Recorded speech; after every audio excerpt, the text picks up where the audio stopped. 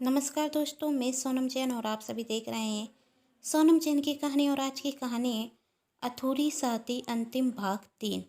यदि आप सभी को मेरे द्वारा लिखी गई ये कहानी पसंद आए तो चैनल को सब्सक्राइब कर लीजिएगा और पास में जो बेल आइकन का बटन है उसे प्रेस करना बिल्कुल ना भूलें, क्योंकि उसी से मिलेंगी आप सभी को मेरी आने वाली हर कहानी की नोटिफिकेशन। कहानी पसंद आने पर वीडियो को लाइक कर दीजिएगा, क्योंकि जब आप करते हैं वीडियो को लाइक तो मुझे मिलती है कहानियाँ लिखने के लिए प्रेरणा। और कहानी को अपनों के साथ शेयर करना बिल्कुल ना भूलें। तो चलिए कहानी शुरू करते हैं। कहानी में अभी तक हम सभी ने देखा ऋतु और विनीत की शादी पक्की हो जाती है और उनकी शादी का मुहूर्त 1 वर्ष बाद का था। इस 1 वर्ष के बीच में विनीत को ऑफिस की तरफ से विदेश नौकरी पर जाना था, वही भी पूरे 6 महीने के लिए। विनीत इसके लिए बहुत कोशिश कर रहा था, लेकिन ऋतु के परिवार वाले कहते कि पहले विनीत और ऋतु की शादी हो जाए, उसके बाद उसे जहाँ जाना हो वह जाए। विनीत के परिवार का भी कुछ ऐसा ही कहना था। अब शादी को 1 महीना बचा है और विनीत तुम शादी को छोड़कर विदेश नहीं जा सकते हो। विनीत ऋतु से कहता, मैंने इसके लिए बहुत मेहनत की है, तुम्हें छोड़ना नहीं चाहता, पर विदेश जाना मेरे बचपन का सपना है, शायद तुम मेरी बात समझ रही होगी। तब ऋतु ने कहा, मैं समझ रही हूँ और मैंने अपने परिवार में सबसे बात की, पापा से बात करने की कोशिश की, लेकिन पापा मेरी बात को नहीं समझ रहे हैं। मेरी बुआ और माँ को लगता है कि तुम लौट कर नहीं आए तो वह मेरे अपने हैं, उनका दर्द सही है, लेकिन तुम्हें भी मैं दुखी नहीं देख सकती। मेरे पास एक योजना है, तुम कर बस मेरे घर आ जाना और जो मैं कह रही हूँ वही करना। विनीत ने कहा, क्या ये सब कुछ करना सही होगा? तुम्हें डर नहीं लगता? तब ऋतु कहती, जब तुम्हारा हाथ मेरे हाथ में होगा तो मुझे डर कैसे लगेगा। अब कहानी में आगे देखते हैं, आगे ऋतु और विनीत क्या करते हैं। दूसरे दिन विनीत ऋतु के घर जाता, जहां ऋतु की माँ और बुआ उसका अच्छे से स्वागत करते हैं। और कहीं ना कहीं विनीत को ऐसे अचानक आते हुए देख वही आश्चर्य में थे। विनीत ने अपने माता पिता को भी ऋतु के घर पर बुलाया था, वह भी आते ही होंगे। तभी विनीत से ऋतु के पिता कहते हैं, आपको देखकर अच्छा लगा, तो आज इस तरह अचानक आने का कारण पूछ सकते हैं क्या? तब विनीत ने कहा, मुझे ऋतु ने बुलाया है और थोड़ी देर में मेरे माता पिता भी आते हैं, तो उनके सामने ही हम सब बात कर लेंगे। तब ऋतु की माँ ने कहा, सब ठीक तो है ना बेटा, कोई ज़रूरी बात है?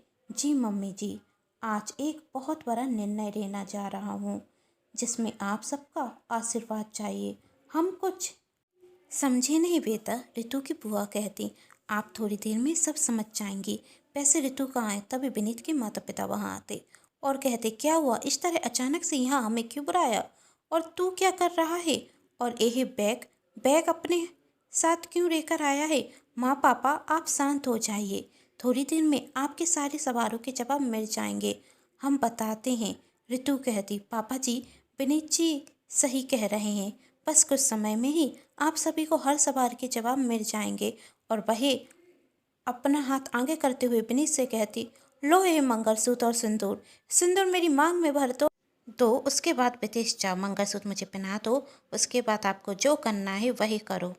अब हमारी शादी हो जाएगी, फिर किसी को कोई परेशानी नहीं होगी। ऋतु और विनीत के माता पिता ये सब सुनकर चौंक जाते और विनीत पूरे परिवार के सामने ऋतु की मांग भर देता और उसके गले में मंगलसूत्र पहना देता। तब ऋतु के पिता कहते, क्या बचपना है, ऐसे थोड़ी ना शादी होती है। तब ऋतु ने कहा, पापा आपने ही कहा, जब विनीत जी मेरी मांग भरते हैं उसके बाद विदेश जाएं और मुझे मंगलसूत्र पहनाने के बाद उन्हें जो करना हो वही करें, पहले मुझसे शादी करें। अब तो ऐसा ही हुआ, अब हमारी शादी हो चुकी है। ऋतु के पिता ने चिल्लाते हुए कहा, 1 महीने बाद हो रही थी ना शादी, तो इतनी जल्दी क्या थी तुम्हें? तब ऋतु कहती है, यह शादी अब आप सबकी मर्जी से पक्की हुई थी, हम दोनों ने आपस में एक दूसरे को नहीं चुना था, और आज शादी भी हमने आप सबके सामने की है, और जो शादी 1 महीने बाद होनी थी वह 1 महीने पहले हो गई, उसमें क्या फ़र्क पड़ता है? तभी विनीत की माँ कहती, फ़र्क पड़ता है, पंडित जी ने साफ साफ कहा था,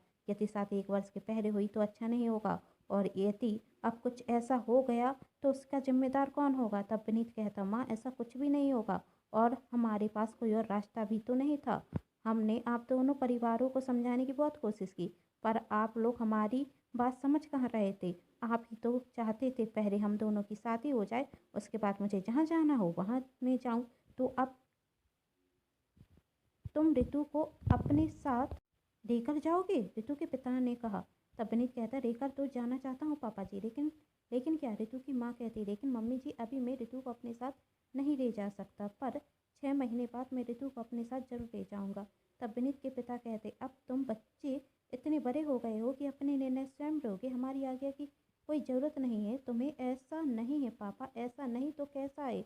जब तुम दोनों ने अपनी शादी का निर्णय स्वयं ले लिया है तो अब ऋतु को अपने साथ लेकर जाओ। पर पापा ये संभव नहीं है, विनीत ने कहा। हम कुछ नहीं जानते और हमारा मतलब सिर्फ शादी कराने का नहीं, तुम दोनों को एक साथ रहो। और वैसे भी यह निर्णय ऋतु का है, तब उससे ही पूछ लो क्या चाहती है वह। और अपनी पत्नी से कहते, जब यहाँ हमारी कोई बात नहीं सुननी तो हम यहाँ पर खड़े क्यों हैं? कहते हुए विनीत के माता पिता वहाँ से चले जाते और ऋतु के पिता कहते, क्या अर्थ तेरी इस शादी का जब तुझे इससे दूर ही रहना है? पापा विनीत जी हमारे दिल में हैं, हमारे दिल में रहते हैं। ऋतु विनीत का हाथ पकड़ती और कहती, पापा अब हम एक हैं, सिर्फ 6 महीने की बात है। 6 महीने बाद मैं विनीत जी के साथ उनके घर में ही रहूंगी। क्या अब मैं 6 महीने और आपके साथ नहीं रह सकती? पापा जी सिर्फ 6 महीने ऋतु इस घर में रहेगी। मैं आपसे वादा करता हूँ 6 महीने से एक दिन ज़्यादा नहीं होने दूंगा और अपनी पत्नी को अपने साथ लेकर जाऊंगा। क्या जब तक आप मेरी पत्नी का ख्याल रखेंगे? ऋतु के पिता बिना कुछ कहे वहां से चले जाते। तभी विनीत ऋतु की माँ से कहता, आप ही कुछ कहिए मम्मी जी। तब ऋतु की माँ ने कहा, अब मैं क्या कहूँ? तुम बच्चों ने हम माता पिता को कुछ कहने के लिए छोड़ा कहाँ है? काश तुम बच्चे हमारा दर्द समझ पाते। माता पिता सिर्फ अपने बच्चों की खुशियाँ चाहते, लेकिन तुम लोगों को हमेशा ही लगता है कि हम गलत हैं। भगवान से सिर्फ यही प्रार्थना करूँगी सब कुछ अच्छा हो। पंडित जी ने कहा था, यदि शादी एक वर्ष पहले हुई तो कुछ भी अपशगुन हो सकता है। अब तो सिर्फ भगवान से प्रार्थना है सब कुछ अच्छा हो। तुम दोनों ने चिंता कम नहीं की और बराती है, और हर बार अपनी जिद के आगे तुम बच्चे सुनते किसकी हो? कहते हुए ऋतु की माँ वहाँ से चली जाती और उसकी बुआ विनीत से कहती, कुछ वर्ष पहले मेरे साथ भी ऐसा कुछ हुआ था। मेरा जीवन साथी मुझे छोड़कर चला गया था। उस दर्द को आज तक बर्दाश्त कर रही हूँ, पर मैं नहीं चाहती वह दर्द मेरी भतीजी भी ऋतु बर्दाश्त करे। इसलिए तुमसे प्रार्थना करती हूँ उसे धोखा मत देना। यह तुझसे बहुत प्यार करती है और ऐसी जीवन साथी तुझे दोबारा नहीं मिलेगी। बुआ जी विश्वास रखिए, मैं ऋतु को कभी धोखा नहीं दूंगा। विनीत कहता, विश्वास शब्द का तो अब मेरी जिंदगी में कोई अर्थ ही नहीं रहा बेटा। कहते हुए ऋतु की बुआ वहां से चली जाती। विनीत के माता पिता नाराज होकर पहले जा चुके थे और अब ऋतु के माता पिता उनसे नाराज थे। तब ऋतु विनीत का हाथ पकड़ती और कहती है, मुझे तुम पर पूरा विश्वास है, तुम जरूर आओगे। तब विनीत दोनों हाथ से ऋतु का हाथ पकड़ते हुए कहता है, विश्वास बनाए रखना, चाहे कुछ हो जाए मैं तुम्हें लेने जरूर आऊँगा। बस 6 महीने मेरा इंतजार कर लेना, मैं यहाँ जरूर आऊँगा। लेकिन दोनों परिवारों की नाराजगी तुमसे बनी रहेगी। इस मुश्किल घड़ी में मुझे तुम्हें छोड़कर जाना पड़ रहा है, मैं यहाँ नहीं हूँगा। कोई बात नहीं, ऋतु ने कहा, ऊपर 12 परीक्षा ले रहा है, हम दे रहे हैं, तुम चिंता मत करना। मैं यहाँ खुश रहूँगी। परिवार वाले नाराज हैं, पर हैं तो अपने ही ना, मुझे दुखी थोड़ी ना रखेंगे। और माता पिता अपने बच्चों से कितनी देर तक नाराज रह सकते हैं? ऋतु ने आंखों में आंसू लिए कहा और वह विनीत से कहती, तुम जल्दी आना विनीत। हाँ, मैं सिर हिलाते हुए वहां से चला जाता। विनीत विदेश चला जाता। दोनों परिवार की नाराजगी बरकरार थी। अब ऋतु कुछ कहती तो उसका उड़ता ही जवाब मिलता, बेटी तुम समझदार हो, अपने निर्णय को ले सकती हो, तो हमसे पूछने की क्या जरूरत है? आप सब एक ही बात को लेकर क्यों बैठे हैं? ऋतु ने कहा, तुम्हारे लिए वही छोटी सी बात होगी पर हमारे लिए नहीं, ऋतु को जवाब मिलता। इसी तरह दिन निकलते गए और 1 महीना निकल गया। विनीत का ऋतु के पास फोन आता और वह कहता, कैसी हो ऋतु? ऋतु ने कहा, तुम्हारे बिना कैसे होंगी? क्या आज फिर मम्मी पापा नाराज हुए? विनीत ने पूछा। तुम जल्दी से आ जाओ, फिर मैं सब से कह दूंगी। देख लिया, मेरे विनीत ने मुझे धोखा नहीं दिया, मेरा निर्णय गलत नहीं था। ऋतु ने रोते हुए कहा, अभी तो सिर्फ 1 महीना हुआ है, अभी तो बहुत समय बाकी है, वह भी निकाल लूंगी तुम्हारे इंतजार में। ऋतु कहती, वैसे तुम बताओ वहाँ सब कुछ ठीक तो है ना? ठीक है, बस तुम्हारी याद आती और मम्मी पापा की, वही मुझसे बात नहीं करते। विनीत ने कहा, कोई बात नहीं, बस तुम एक बार आ जाओ तो दोनों परिवार की नाराज़गी दूर हो जाएगी, ऋतु कहती। थोड़ी देर बात करने के बाद वही दोनों फ़ोन रख देते। इसी तरह देखते देखते 6 महीने निकल गए और विनीत वापस नहीं आया। ऋतु विनीत को फ़ोन करती और पूछती, कब आ रहे हो। विनीत जवाब देता, ऋतु ऑफिस की तरफ से मुझे और रुकने के लिए कहा गया है, मैं अभी नहीं आ पाऊंगा, शायद 6 महीने और लग जाएं। क्या, ऋतु ने कहा, तुमने तो कहा था सिर्फ 6 महीने की बात है। तुम नहीं जानते ये 6 महीने मैंने कैसे निकाले। मुझसे और इंतजार नहीं होगा, विनीत कहता। ऋतु, मुझे पर विश्वास रखो, यदि मैं अभी वापस आया तो बॉस ने कहा है कि नौकरी से निकाल देंगे, और नौकरी इतनी आसानी से नहीं मिलती। ज़िंदगी जीने के लिए पैसों की ज़रूरत होती है, और नौकरी तो करनी होगी ना। पर अब मैं घर घर वालों से क्या कहूँ। लोग जब मुझसे पूछेंगे क्यों नहीं आया तुम्हारा प्यार, तो क्या कहूँगी मैं उनसे। तुम्हें तो मुझ पर विश्वास है ना, रोगों की चिंता नहीं है मुझे। विनीत ने कहा। तब ऋतु कहती, पर मुझे तो जवाब देना होगा। क्या जवाब दूंगी मैं उन्हें। ऐसी कैसी नौकरी है तुम्हारी, तुम वापस आ जाओ, नौकरी की चिंता मत करो, वही तो फिर से मिल जाएगी। ऋतु, क्या कह रही हो तुम, ऐसे कैसे वापस आ जाऊं।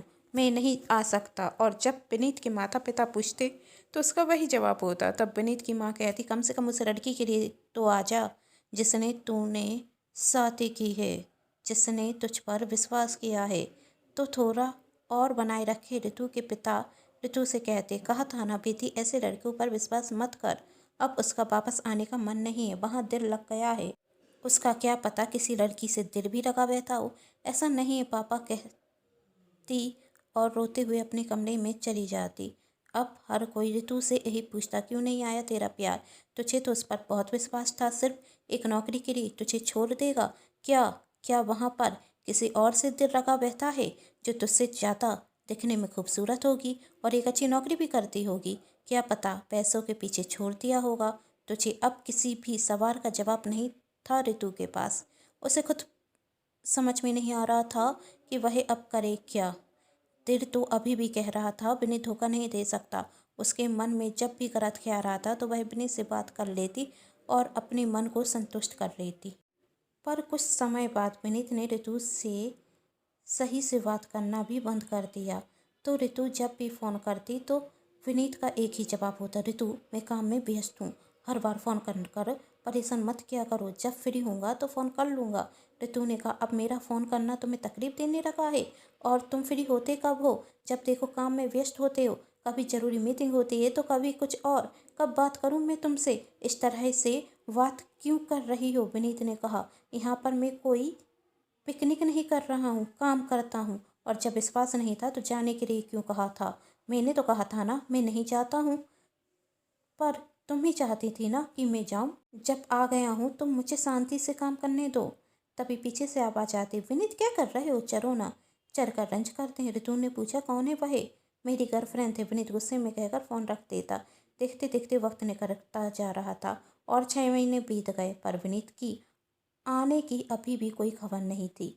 तभी ऋतु के घर पर एक मेहमान आते और ऋतु के पिता से कहते, सुना था आपकी बेटी की शादी हो गई, पर यह कभी अपनी ससुराल गई नहीं। और ऐसी शादी भी क्या शादी, बच्ची ने बचपने में गलती कर ली। पर आपकी बेटी के लिए बहुत अच्छा रिश्ता है, और लड़के वाले तो 1 महीने में शादी कर लेंगे। आप कहें तो बात चलाऊं, अब वैसे भी इस शादी का कोई मतलब नहीं। ऋतु के पिता कुछ कहते उसके पहले ही ऋतु ने कहा, मेरी मांग में सिंदूर नहीं दिखता आपको, मेरे गले में मंगलसूत्र नहीं दिखता। बड़े हैं आप हमसे, इतना भी समझ में नहीं आता कि जब एक लड़की की शादी हो चुकी है तो वह दूसरी शादी नहीं करती। और मेरी चिंता करने की कोई ज़रूरत नहीं है। मेरी चिंता करने के लिए मेरे पूरा परिवार है, मेरे पति हैं। कहाँ है तुम्हारे पति। उस व्यक्ति ने कहा, 1 साल से देखा भी है उसे। अरे, धोखा देकर चला गया तुझे, वह कर रही होगी कहीं किसी से शादी। जैसे तेरी बुआ की ज़िंदगी बर्बाद हुई थी ना, वैसे तेरी ज़िंदगी भी बर्बाद हो गई। सिर्फ मांग में सिंदूर भरने से, गले में मंगलसूत्र पहनाने से कोई पति नहीं हो जाता। पति वह होता है जो जिंदगी भर साथ निभाए, और वही लड़का तो तुझे धोखा देकर चला गया। तब ऋतु ने कहा, बड़े हैं आप हमसे, इसलिए तमीज से बात कर रही हूँ। हमें बदतमीजी पर आने पर मजबूर मत कीजिए, और मेरे पति बहुत जल्द आएंगे। अच्छा लगा, फ़ोन अपने पति को पूछ कब आ रहा है, उसकी कोई ज़रूरत नहीं, पीछे से आते हुए विनीत ने कहा। और हम अपनी बहू को ससुराल रहने के लिए आए हैं, विनीत के माता पिता ने कहा, जो विनीत के साथ आए हुए थे। विनीत तुम आ गए, ऋतु ने आंखों में आंसू ले कहा। वादा किया था ना। ने वादा नहीं किया, काम का प्रेशर इतना था कि कभी गुस्से में कुछ निकल गया, पर तुमसे प्यार बहुत करता हूँ, छोड़ नहीं सकता। और विनीत उस व्यक्ति से कहता है, पति पत्नी का रिश्ता विश्वास पर निर्भर होता है और हम दोनों को एक दूसरे पर पूरा विश्वास है कि कोई धोखा नहीं देगा। आप तो बड़े हैं, समझदार हैं, इस बात का अंदाज़ा होना चाहिए आपको। और हाँ, कल मैं अपनी पत्नी से पूरे रीति रिवाज के अनुसार पूरी समाज के सामने, जैसे कि आप लोग कहते हैं, शादी करने वाला हूँ, तो आइएगा ज़रूर। तोहफा लाने की कोई ज़रूरत नहीं, सिर्फ आशीर्वाद दे दीजिएगा, हमारे काफ़ी होगा। विनीत की ये बात सुनकर सबके चेहरे पर हल्की सी मुस्कान आ जाती और पूरा परिवार विनीत को देखकर बहुत खुश था। दूसरे दिन विनीत और ऋतु की शादी होती है और ऋतु अपने पति के साथ ससुराल जाती। आप सभी को ये कहानी कैसी लगी नीचे कमेंट बॉक्स में बताना बिल्कुल ना भूलें। और कहानी पसंद आई हो तो चैनल को सब्सक्राइब जरूर करें। कहानी पसंद आने पर चैनल को सब्सक्राइब, वीडियो को लाइक एंड शेयर जरूर कीजिएगा। Thanks for watching.